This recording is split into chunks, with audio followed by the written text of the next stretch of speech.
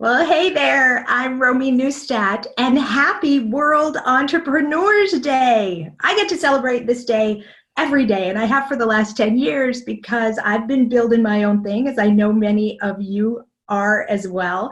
But today, to celebrate, I have someone incredibly special. Now, I've never spoken to a first lady before until today. The first lady of nails.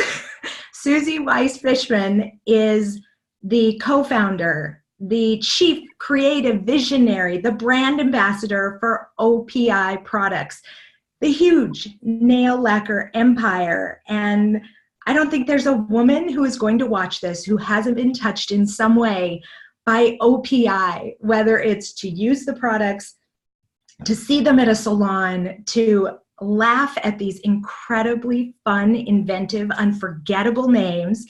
And Suzi, I am so overjoyed that I have you with me today. Thank you.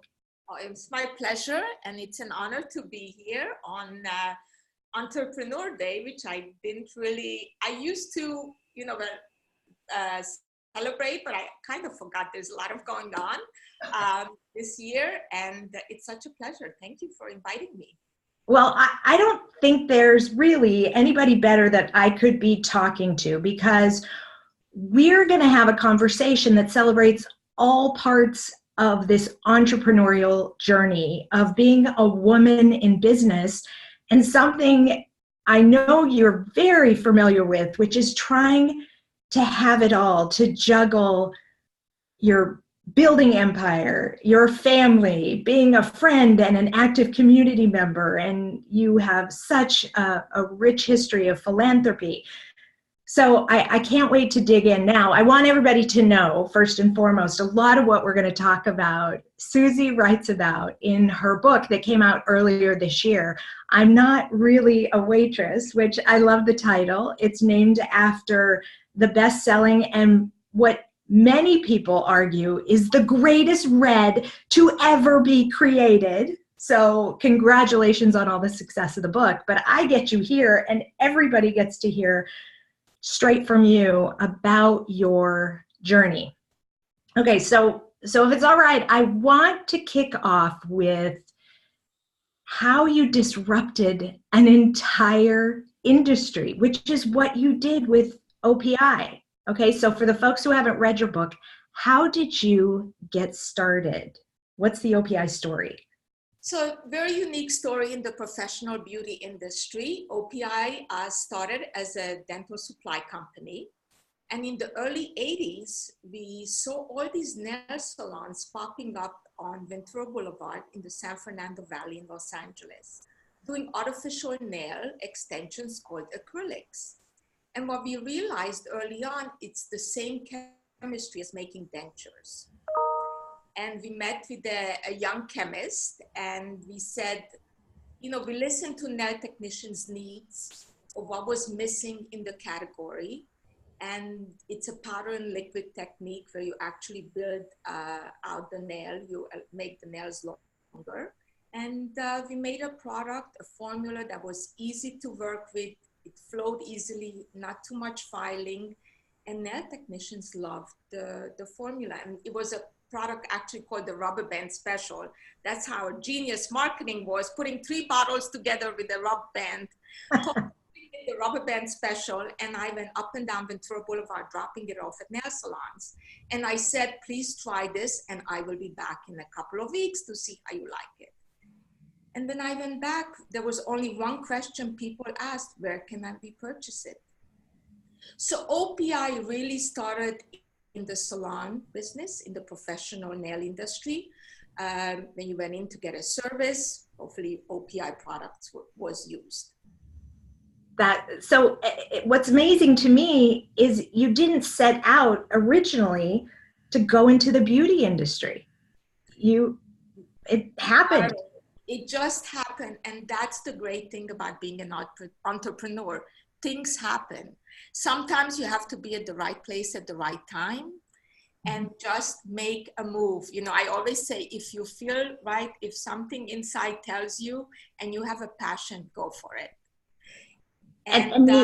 the other thing that is so important, which you did, is you observe trends around you to see on opportunities. Absolutely. So you said you used the word disruptor earlier on. You know, at that time in the early 80s, people said, wow, you changed the category. And after we were in the professional nail salon business, where you received the service using OPI products, we really wanted to get to the consumer because we wanted the consumer to ask for OPI when she walked into a salon. And with that, we needed to get into nail lacquer. And I really observed what nail lacquer was at that time, really a color and a number. It didn't have a personality. It wasn't sexy, it wasn't fun, it wasn't aspirational. And I remember Starbucks was popping up all in every corner in LA and all over the country. And I would go, I only knew a cup of coffee is a cup of coffee, you put some milk in it, and you drink it in the morning. I went to Starbucks and I said, oh my God, people are asking for coffee and making it personal. With foam, without foam, 1 shot, 2 shot, all these different, and each time I went to the back of the line for days, for weeks, to hear how people ask for coffee and I said, my goodness, we can do this with nail lacquer, make it personal, give it the fun, aspirational names that people will remember, that they will take home, that they will look forward to the next collection with the fun names. Make the brand personal, to take women on a journey traveling all over the world with the seasonal collection. And my goodness, it worked. It worked and then some. And like so many successful entrepreneurs that I talked to, you were learning from the successes of others like Starbucks that weren't even in your industry. And I think that's really key. Now, I read that you were in fact a voracious nail biter. Is that correct? Absolutely correct. I used to live in New York City and riding the subway to school, especially before a test, there were no nails left by the time I got to my station. And, there are so many like myself, and to be able to have nails and great nails, it's such a instant gratification when you have your nails done. I always say, you sit down in that chair, and it's the only service in the beauty industry where you face to face with your nail, with the service provider. And I call it psychoanalysis. Oh, I love it. Nail technician. It's such an amazing it's service. It's like that mini getaway. It totally is. And I always love that your nails never gain weight. So they always look amazing. Absolutely. Isn't that wonderful? We always look for that, right? Right, exactly. So tell us about the toughest times you faced as an entrepreneur and how you kept going. In the beginning, when we started, the professional beauty industry was all men. And just to be taken seriously was not so easy. Sometimes my accent, people would say, what did she say? I'm like, what do you mean, what did I say? So there were a lot of kind of these bumps, but I'm a very good listener and a great learner. And that's something I tell people, if, first listen, learn. If you go into a meeting, study who's at the meeting, really do your homework. And when I would speak after, in the beginning, kind of being shy. I really grew up in the industry as well. Mm-hmm. I was kind of shy, didn't speak much. I was always quiet in the room. But as I became more confident in myself, I grew up. And in meetings, all of a sudden, people would listen when I spoke. And that's something, very important that I always tell people. Do your homework. Make sure you know your subject matter. Make sure you know the people that you're meeting. It's such a key to being successful. And with all this, I overcame any obstacles that I faced. And again, yes, there are, but if you feel that you're doing something right and you have the passion, I think it really shows and people will take you seriously. Well, and clearly the entrepreneurial journey requires a lot of resilience. And I would imagine that your childhood and this is where that amazing accent comes from, your family had to flee from communist Hungary. You learned resilience at an early age. Very much so. I mean, I grew up in Hungary under communism, and resilience was very important. I mean, I saw how my parents, what they went through. Both my parents survived Holocaust, and you know, communism. We left Hungary, new language, new country. There was so much, always new learning, making friends, leaving friends. So I went through a lot, and I think that the discipline that I had was very important to in my business life as well. Well, and that's what I always try and teach our kids and even budding entrepreneurs that I get to work with. It's all the struggles that you go through that make you stronger and will help you deal with whatever life throws at you in business or personal life. So I every experience in life teaches us something. And the right. more experiences you have, the better things will be, and you will appreciate things more, and you will learn from them. And mistakes are okay, because from each one we learn, and there are opportunities really to do things better and differently. Yes, I tell everyone I make mistakes every day, and they are a gift if and when I take the time to learn from each one, and I've made that a habit. Absolutely. Okay, so let's talk about being a woman in business. You alluded to it a few minutes ago, but what challenges did you face as you were starting out and building this, being a woman, and how do you think that's different for women today? You know, there are a lot of expectations of women in business, even from how we speak to how we dress, how our hair is. I mean, they're always judged that men are not judged by, which sometimes is frustrating, but that's okay. We're okay. We can move on from that, I always say. And also we have families, children, oftentimes we're caregivers to elderly parents. I mean, we're multitaskers. I have a joke with my husband, who's super smart. And when I tell him to do two things, he says, well, I didn't do the first one. I said, that's okay. I mean, you know, I can think of 5 things to do at the same time. And I tell him 2 things and he's already complaining. But I mean, these expectations, help is key, whether it's family or a support system. You know, I'm no superwoman. None of us are. None of us are. And you know what you did, and you have a family to raise, a husband, social life, kids, sports, activities. You know, we do the best we can and never feel guilty. As long as you do what you can do best and whatever works for you and for your family, that's the right thing to do. So I had amazing help from my parents. I was very lucky. I have an amazing sister. So I had a great support system so that I can focus on what was needed, what was important. And yes, I didn't have a facial for 20 years, but that's okay. I chose that. You know, sometimes friends had to take a second step back. I mean, I wasn't always able to go to a lunch, never. Sometimes for an, evening to meet with girlfriends, things like that. So you give up certain things and you make choices. You know, I always tell, life is all about choices, and everything is a give and take. Well, and I always say, you can have it all, you just can't do it all. And it's about figuring out really what's most important to you at particular points in your life. Let's talk for just a little bit about mom guilt. Let's dig into that a little bit more. Did you feel at the time, as you were building OPI, that you were judged by others for the things that you chose not to do or couldn't do with your kids? Many times. Many times I felt I was judged, but I really did again, you have to do what feels right for you and for your family.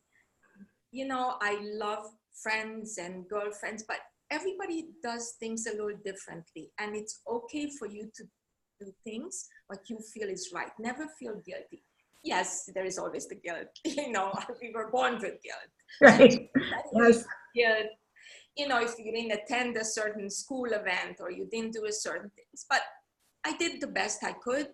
And if, it's very important with your partner, husband, partner, whoever, is to kind of share that guilt and share the tasks and to get them involved as much as possible. But just do what feels good is there, and it's okay to have the guilt. It's okay to have the guilt. You know, we're always asked to not be guilty, it's okay. It's okay to have all those things, guilt, help, and everything. I mean, us women, we always have this kind of aura around us, and just do the best you can.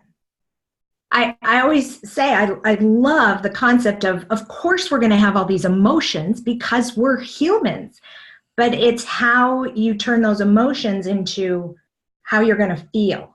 And because that we have control over. Emotions we don't. And I've learned how to not allow fear of judgment of other people to dictate how I'm going to parent or how I'm going to lead my business or any other parts of my life. And I love that you were able to do that. Now, I can't talk to your two children now. You have two grown children. What do you think they would say about what they witnessed their mom doing as you were building OPI and what you've accomplished? I always had amazing respect for my children. I respect them tremendously. Now they're adults, and I'm actually going to be a grandma any day. So that's most exciting. I love it. But I respect my children, and in return, they respected me. Maybe I wasn't the mom. You know, I would drop my kids off in the morning and I would say, out, out, out, I got to go to a meeting. But mom, it's raining. I said, out, out, I got to run. So I was always that mom who was running. You know, I never hung around. I was, one time I volunteered in the school, and I made such a disaster of making copies. I was never asked back again. But, you know, and have a sense of humor. I mean, it's such an important thing for your family, for my everyday life, is just to be happy, passionate, have a drive, and a sense of humor gets me through every single day. Me too. I don't know what the hell I would do without how much I laugh, our family laughs, the people I get to work with. Thank God for humor. How can we women do more to empower each other? And I know you're really passionate about this. You know, you really need to take women along the ride with you. As you are rising in a company or your own business, take women along with you. You know, sometimes there's this notion that you need to be cutthroat and mean. I always say, just be nice. Just be nice and humble. And the people around you, you know, I had always an amazing team, and you hire people who can carry out your vision and who can do things better than you. I mean, at certain time when a company is growing, the one thing an entrepreneur has to realize is to let go of things. And that's very difficult, because I'm sure you, as I, have this type A personality that you need to control everything. Oh, I'm a recovering control freak. I admit it. Yes. And it's very difficult, but assemble that team, allow them to grow, to work, to carry your vision, and be nice to them and take them along. And when promotions are in appropriate, raise them, make them, you know, your own, the next CEOs, the next presidents, the next whoever. That's so important. And us women, we can do that for each other. And that was always my way of doing business, and respecting the employees at OPI.